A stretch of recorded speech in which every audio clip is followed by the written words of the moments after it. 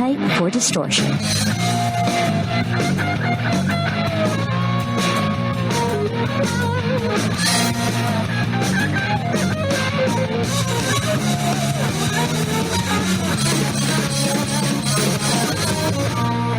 And welcome to the podcast, Appetite for Distortion, episode 237. My name is Brando. Coming up shortly, we welcome back Brian Wheat to the program. We had the bassist of Tesla back on episode 112. Tesla was about to put out a new record.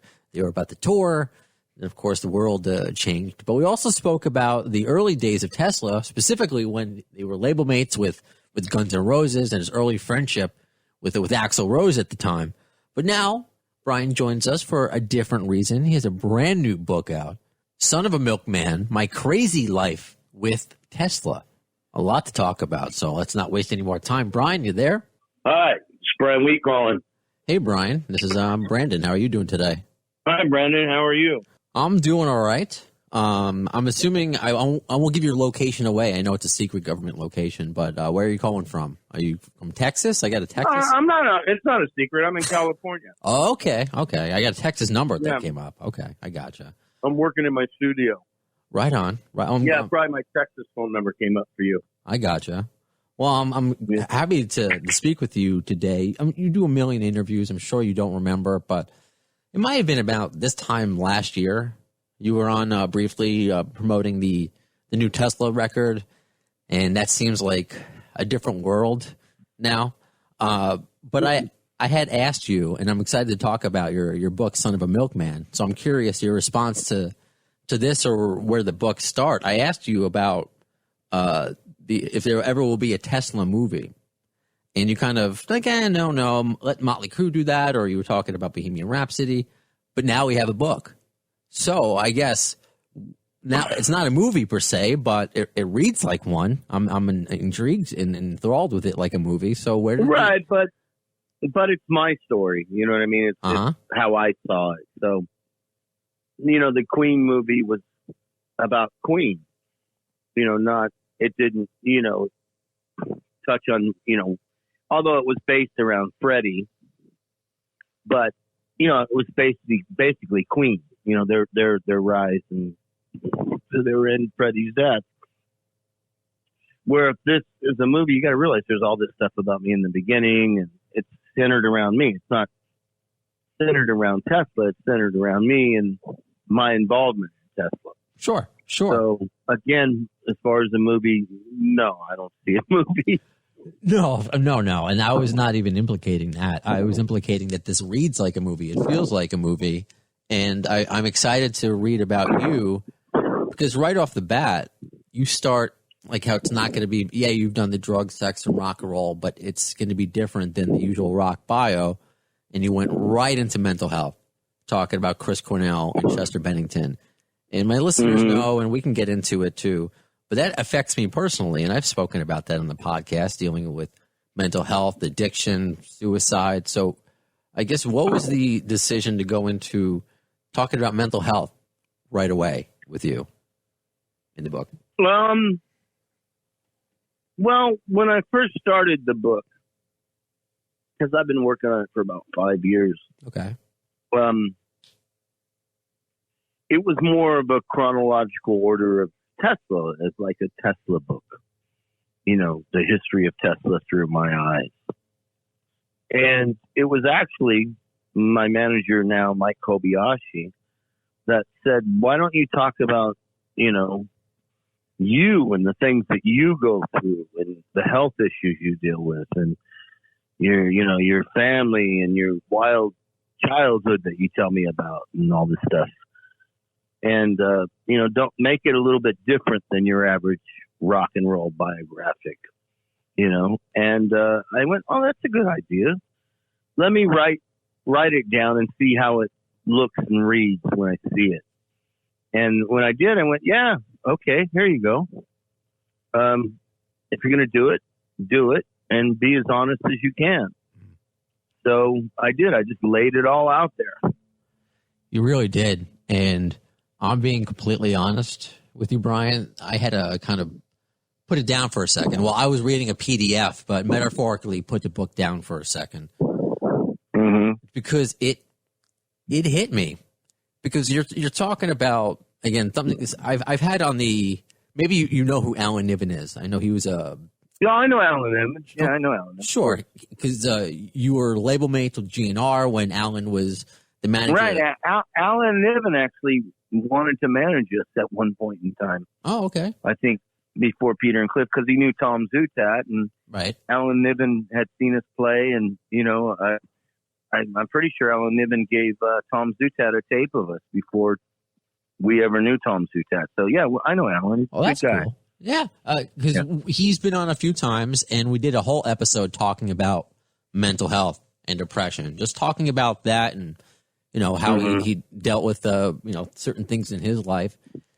And just to get that from you right away, it's a message that needs to be said more. So I'm wondering if you could, and I'm honest, so I know we don't know, personally, you and I don't know each other too well. Even though you're honest, I want to be honest with you. I've talked about this morning. It's fate. I had my therapy session this morning via Skype.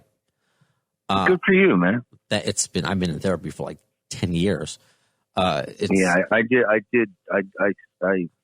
worked with this guy. I talked about it in my book, Dr. Hirschkopf, for about 10 years. So I guess that's the best money I ever spent, actually. I agree with you. So that's where I'm kind of going with this. If you can kind of just talk about your history with mental health and I'm just letting you know about me, why I'm so interested in this part. Because, yeah, the rock, drug, sex, and rock and roll, you can read about that. It's anywhere, but just my story is no different or any more special than anyone else's who's done sex, drugs, and rock and roll. But the mental health aspect doesn't make the mental aspect, being honest about it. I first noticed something when I was about 13 years old. And it was one of the first times I smoked marijuana. And knowing what I know about marijuana and everything today and how it's all, you know, broken down into these categories and subcategories, this, that, and the other, it must have been some really strong sativa. Okay. You know, and it threw me into was an anxiety attack where I started to almost hallucinate and have didn't feel like I was connected to my body. And the actual term for it is derealization, depersonalization. And I didn't feel connected to my body. So at that point, I thought I had a reaction to the marijuana, and I never smoked marijuana anymore, you know, until many years later. And any time that I did, I had this same thing, which was this anxiety attack. And it would last, you know, it'd be severe, and then it would be milder, and then it would eventually go away. And, you know, that was when I was 14. Fast forward to we're doing Psychotic Supper, which is our third album. And by this time, now, you know, I've gone through everything I have gone through since I was 14. I'm 20 years old, 25 at this point. You know, I had 2 platinum albums, been on tour, drank a lot. You know, alcohol obviously leads to depression and anxiety. It's not even though you feel like it numbs it actually fuels it, which you probably know. Recently 5 years without a drink for me. It was so I started having really bad anxiety attacks. And we were in the middle of pre-production with Tesla and Michael Barbiero and Steve Thompson doing Psychotic Supper. And I had this massive anxiety attack, and you know, it was almost, I felt like I was up on the ceiling looking down at the bands, and you know, I went outside and I threw up all over the place, and you know, I was convinced that maybe I had some kind of brain tumor or something. You know, I was like, well, something's not right. This isn't, you know, something's wrong.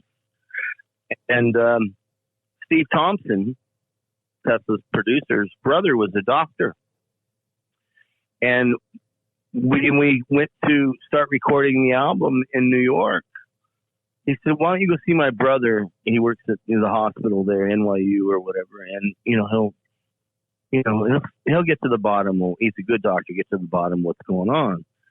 So I went in there and they did all these tests, hooked me up to all these wires and, you know, this, that, and the other. And finally after 8 hours, 10 hours or whatever, he comes in and he goes, well, I know what's wrong with you. And I'm thinking, okay, here it comes. He's going to, tell me I got some kind of brain tumor or something. He goes, you're suffering from panic disorder, anxiety attacks.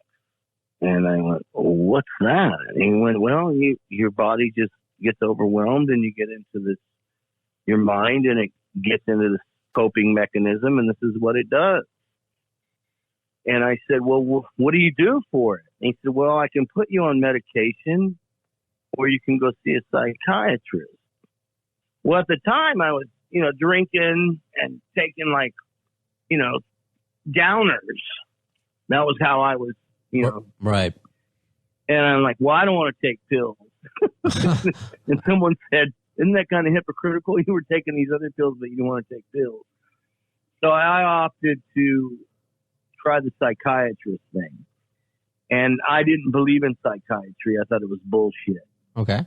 And I remember speaking with my manager, Peter Minch, about it. And he said, look, try it for a month. And if it don't work, then don't go. But give it a month and see if you're any better. So I met with this doctor in New York, and, he said, look, because you're in acute, thing, and this is so strong, let's do 3 sessions a week. So I think it was 3 sessions a week, Monday, Wednesday, and Friday. All right. For a month. And let's see if you're any better after a month. So sure enough, after 4 weeks, my symptoms went down from if you imagine 10 being the highest, which was where I was when I got there, to a 5 or 4.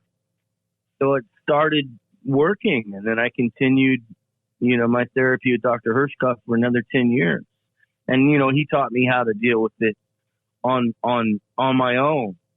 And I didn't take medication. I was fine from 91 to 2001, 2002. Okay. And then I went on medication because that's when Tesla got back together. And levels were back again. And then at that point I switched over to Paxil. Okay. Which is, I still take it to this day. I'm on Cymbalta. I need it. And I tried getting off Paxil about last year, and I got off it, and it threw me in the worst depression and anxiety I ever had in my life, and I had to get back on it. So, don't not take your drugs. If you need them, take them. That's what they're there for. Say yes to drugs sometimes. What's that? You know how the old adage of say no to drugs? Well, say yes to drugs. Yeah, if mental health, prescribed. If it's for mental health, just say yes. Right, exactly. I have a brother that suffers from mental health issues, and when he don't take his drugs, he winds up homeless and stuff. It's really sad. I'm really sorry to hear that. It hits me in a lot of different, ways. And I think it's hereditary too. I think, doing the therapy and stuff, my mom had mental health issues, the family, I think part of it is in your genes. I would agree it's not with like that. There's something wrong with you or you're broken or anything. It's just part of it's in your genes, man. And, there's nothing you can do about that. What you can do is be responsible and get the help you need for it. The combination, I think, sometimes the two of seeing a therapist or a psychiatrist who prescribes the medication while taking the medication is the best course of action, to help you work through the issue. So you may not have always been at the same time, but the fact that you did both helped you, and that's what's been helping me. Just like you, I just knew I had to go to therapy, but I didn't want to take medication. But my therapist said after 3 months, she's like, I can't see you anymore unless you start taking medication because otherwise I cannot help you the way that you need to be helped. So what I want to ask. Yeah, for me, I quit taking, I started taking medication when I quit the therapy. Okay. And because, my therapist was in New York and I was in California and it was, on the telephone. Now I imagine it's probably much easier with Skype or FaceTime or all that. You know what I mean? So it's like you're in New York. So, by the time, at that point in time, what it was costing, because the insurance didn't pay for it, was costing me for the therapy sessions and the phone bills was just kicking my ass.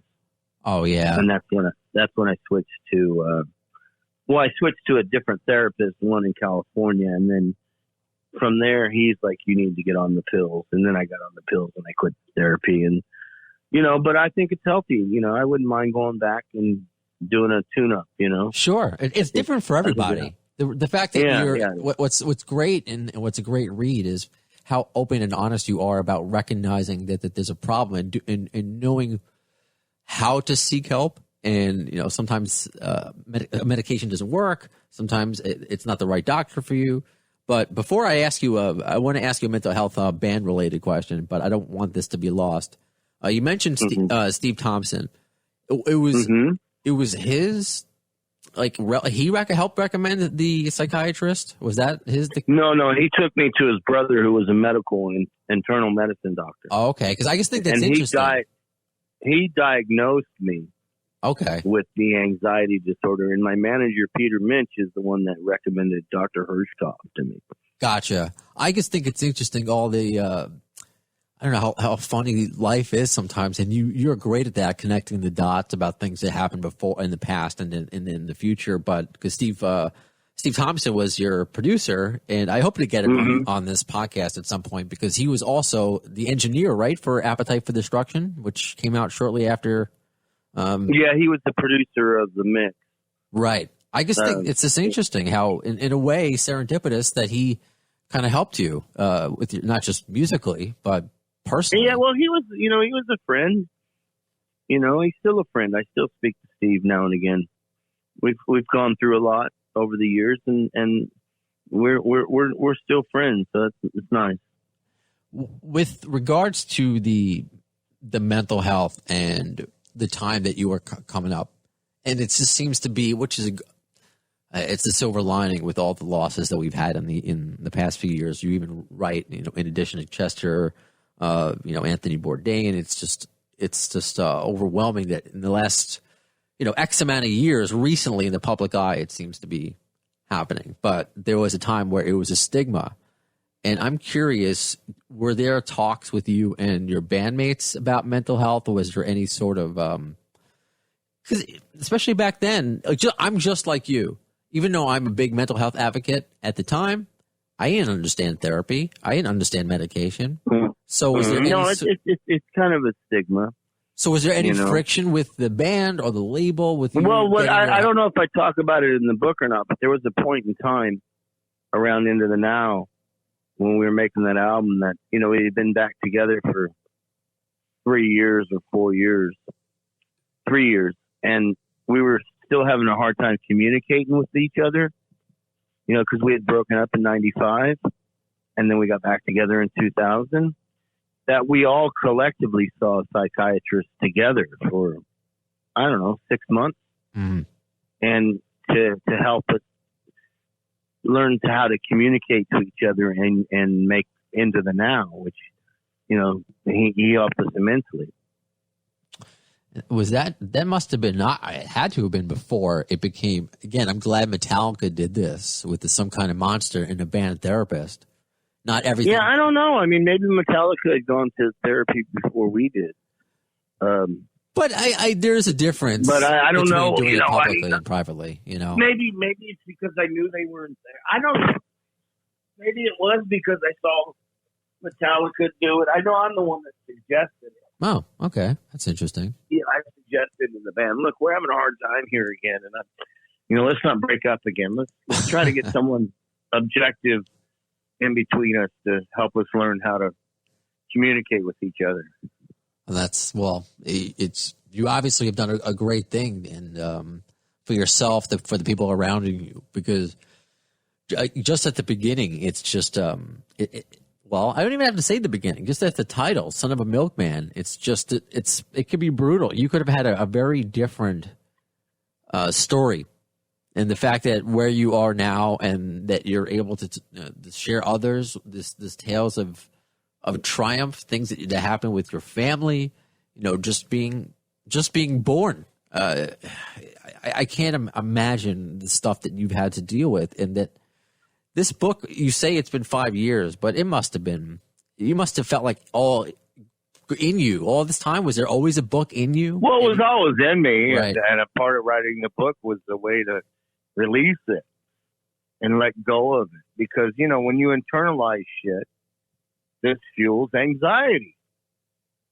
which fuels depression. So letting it go and putting it out there and letting the world read your shit, your dirty laundry, or, you know, it's kind of liberating. It's like, cool, it's out. You know, I'm an illegitimate bastard child. It's out.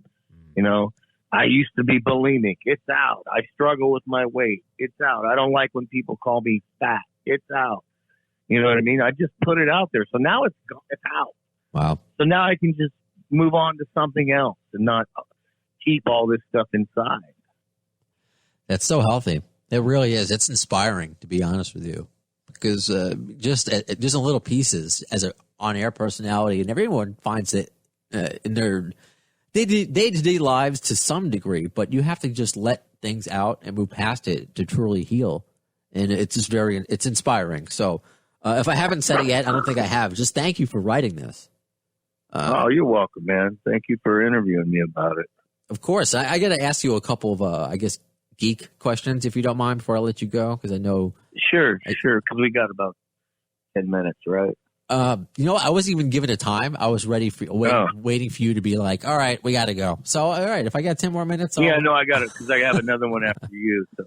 All right, sounds good. Yeah, well, I mean, a lot of people want to talk to you. So I'll pick your brain while I can. I appreciate it. So you had mentioned when you were signed to Geffen, when Tom Zutaut signed you, that you were like the first big rock band to make it, because like with Def Leppard, their album didn't really make it. But then all of a sudden, Guns N' Roses came in. Yeah, I want to talk about that, because you also talked about the mix. How if you had really like access, like you lost the master of. Well, a couple of things with the mix, right? Okay. We weren't allowed to go to the mix. It was voted by Tom and Cliff and Peter that we weren't allowed to attend the mix. Why? So unless you tell for me whatever why. reason, we weren't allowed to. You know, we were like the little kids, and they were the bosses. Okay. And you know, didn't you hear Appetite? I remember going to the studio, hearing Appetite when they were in there recording it, and man, our records sound like a midget. Huh. And you know, and you know, Guns was allowed to go to the mix. You know, I know for a fact that Axl and Slash and I think Duff were all there while they mixed that with Michael and Steve. So I don't like the way the first record sounds. I think it's just really reverb everywhere, and you know, the drums are loaded with reverb, and Jeff's voice is buried in it. You know, it's like pea soup. So I you know, if that's what you're asking, that's, you know, yeah, I didn't like the way that record sounded. I love the record. I think it's great songs, great performances. I just don't like the way it sounds. Yeah, you elaborate on that, and that's really fascinating, because you don't often hear that. You know, you could be a perfectionist and like, oh, I wish I did this different or that, but to want to I wouldn't do anything different. I just would have mixed it, you know, with a lot less reverb. But it was successful. And turned the guitars up a little bit more, you know. But it was successful despite that, which I find interesting. Yeah, of course it was. But then I wouldn't be talking on the phone with you. Right. Of course. So, you know, I'm just saying, hindsight being 20, you sit there and you go, well, you know, would you like to do anything different? Yeah, I would have liked to have been able to attend the mix. Well, you know, my question, I guess, also with that is that when you hear Guns N' Roses and how big they became, you know, I'm stating the obvious. Obviously, you know, you had your success, but I guess what were the feelings? It's like, okay, you are helping them out, because you had mentioned also. Well, we didn't help Guns N' Roses out. No. The label and Tom Zutaut helped them out. And he was helping you out. Then you mentioned that sorry if I misspoke, that Tom was working with you. And then I say that, you know, Tom was with us. And then once Guns N' Roses broke, he was with Guns N' Roses all the time. We never really saw him anymore. So mix that in with the sound, that they mixed their sound better. I guess, how did you feel about the way they were treating Guns N' Roses versus the way they were treating you?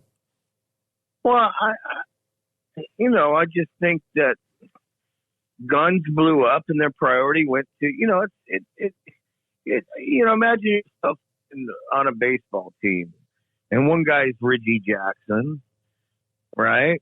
Mm-hmm. And one guy's Willie Randolph. Well, the attention's going to be on Reggie Jackson because he's hitting the run. And Willie Randolph's only playing second base, but they're both on the championship team of the New York Yankees at the time, if that makes sense, that analogy. It does. So I think, we felt more like, the second baseman than the home run hitter, where the home run hitter at Geffen is Guns N' Roses. But the point I make is that our record account Resonance was the first successful hard rock record they did, because Done with Mirrors was the only hard rock record they did before us, and that didn't really do that well for Aerosmith, not like Permanent Vacation. And then, our record came out and did very well from the gate, and then they put out Guns N' Roses, and it did well, then they put out Permanent Vacation, and you know what I mean? And then at that point, Geffen became like the premier hard rock label, and, we were always in line in back of Guns and Aerosmith and Whitesnake. Now you got to remember, like, if you're a record company and you're going to get a radio station to play your song, right? And you go in there with songs basically at the same time. They're not playing all four. They're going to play the bigger band. So that's what I kind of say is that Tesla, even though we were successful, we were the last in line when it came to the promotional, attention that Geffen paid to Tesla in regards to everything else that was happening. I mean, Love Song took like 4 or 5 months to get it to where it got to. So it was very slow build.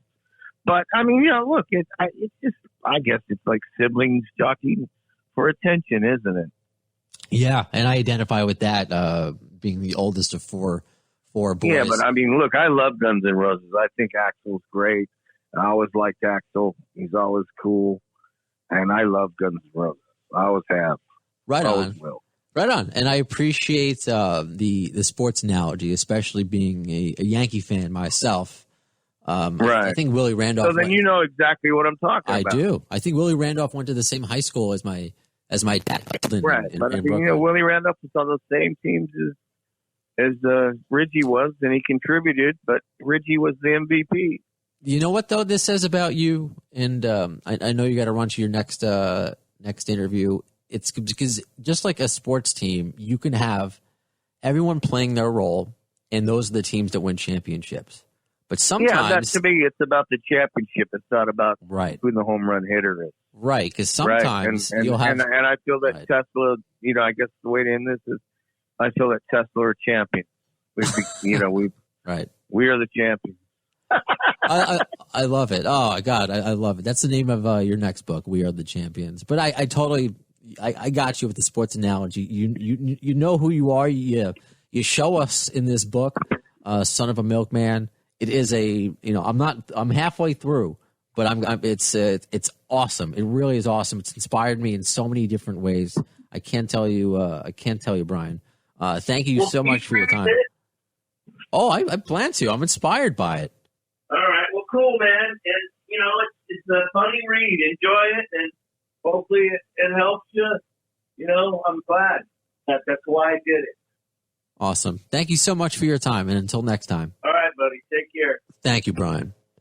I know it can get pretty heavy talking about mental health, and you know what, though? I think we as Guns N' Roses fans, the core listeners of this podcast, we get it. There's a reason why we love this band, and it's in addition to the music, how cool, Slash or Axl may look, the band may look, the logos. I mean, there's so many different reasons why to love Guns N' Roses. But this brings me to a segment I've only done once before, but I'm going to do it again because I think it's appropriate given the conversation we just had. And so let's kick off my monologue.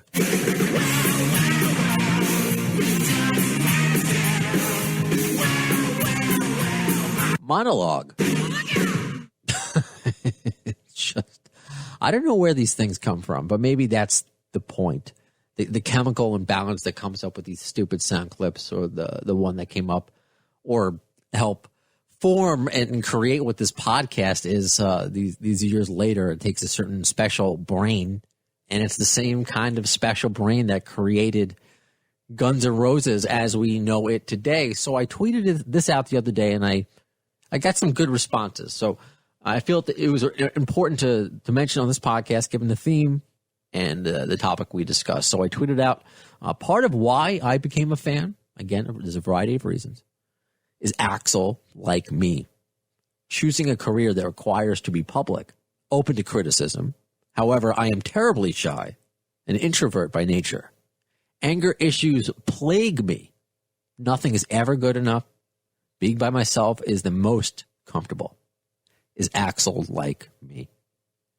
So let me expand on that, the 140 characters that they allow you to. But, I will actually, let me read some comments first of all before I kind of expand upon that, because I know it hit home for some of you.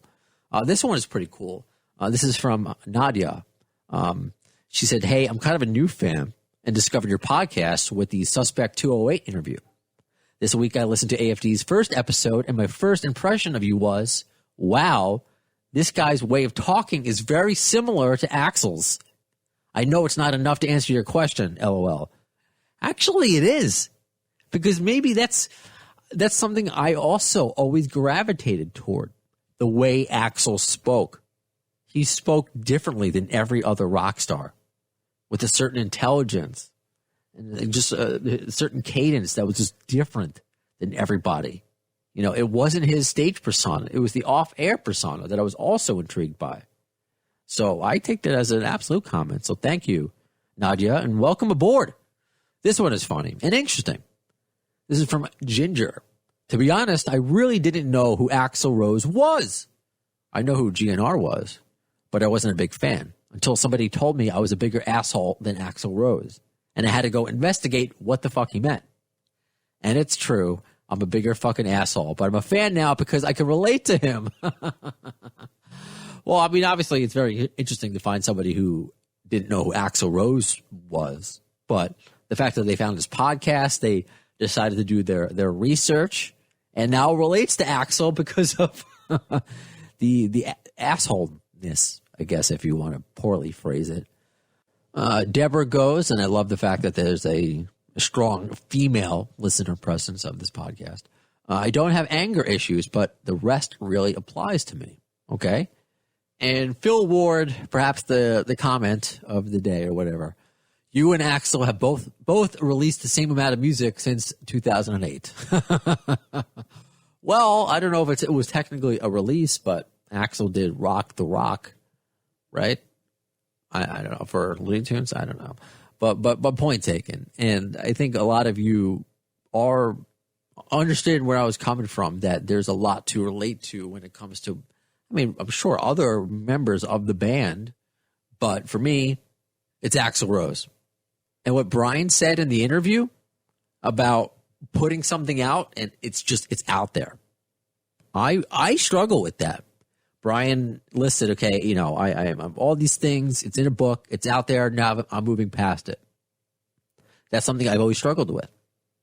Does Axl Rose struggle with that? Does that tie into music, new music? Is he afraid to put stuff out? Does he not want to move on? I don't know. I'm not his therapist, but these are things I think about as the type of fan that I am. And I know many of you are as well. Just something to ponder. Are you pondering what I'm pondering? Man, I'm catching up on the reboot of Animaniacs. See, that's what you have to do when there's no concerts or no new Guns N' Roses. You watch the reboot of Animaniacs. They actually had what I would like to believe is a Guns N' Roses reference in the show. Now, I don't know how many of you are watching Animaniacs that might have recognized that as well, but pretty cool nonetheless. So that does it for this episode of Appetite for Distortion. Who is the next guest? How could you possibly participate? Submit questions. Well, the best way to communicate in between the podcasts is on a thing called social media. Facebook.com/The AFD Show, on Twitter @The AFD Show, Instagram, Appetite for Distortion. Don't forget, we have a brand new YouTube channel, or I should say I'm actually updating it now. The subscribers are going up. It's pretty cool.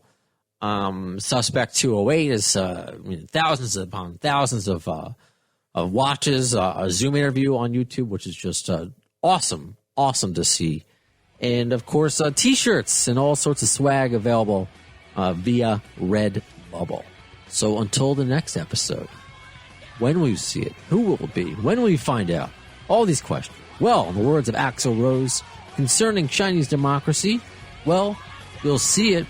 I don't know if soon is the word. Thanks to the lame-ass security, I'm going home.